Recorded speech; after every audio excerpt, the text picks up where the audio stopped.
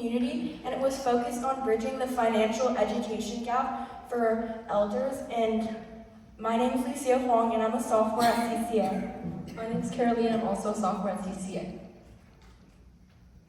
Okay, so a little bit of background. According to the US Congress, many Americans exhibit low financial literacy levels and lack familiarity with key financial concepts.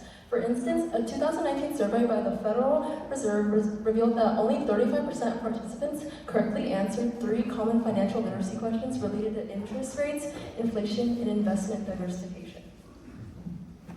So given the widespread lack of financial literacy, our goal with our project was to address this gap, and through our project we aimed to give individuals the knowledge they needed to be able to make informed financial decisions and attain financial stability, specifically addressing financial fraud situations and online scams. You can skip. Okay, so some of the research that we conducted, we began by conducting research in order to assess the needs of our community. Specifically, we observed a large lack of education in financial safety through online platforms. So we made a survey, and using this information, we created and built a survey for the seniors and community members to fill out.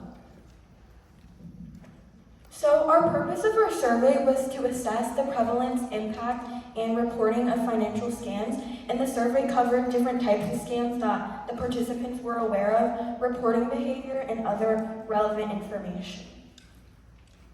So first we collected the background of them, which included the email of the participant, the gender, as well as their age, in order to accurately assess our information. And then some key information was that 26.3% of the respondents had personally experienced financial loss due to scams, and some of the most targeted information included credit card details by scammers. And some more information is that over 42% of people lost under $1 and 10% of people lost over $1,000 to scams, and 40% of the people reporting a scam to an organization, and 31% of the people had never lost any money or value, and 31% of the people were unaware of things. So our next step was outreach. So in order to advocate for our workshop, we contacted and visited over 3 senior centers and hung up flyers around town, so around here and around the Highlands.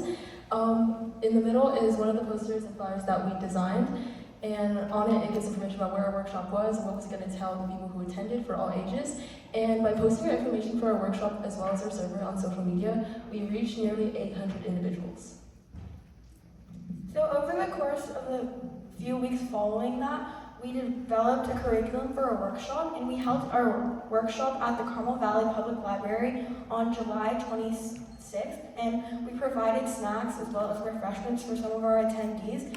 And as for our activities, we held and put many hands-on activities, including a true or false game, live identifications, and discussions. And we also had a 1-hour presentation slideshow about how to prevent scams and financial fraud and being able to identify them. And here are just some of the slide examples. Right here, we have actions they can take, and over here, it's an example of a scam, and they were supposed to identify the red flags in the scam.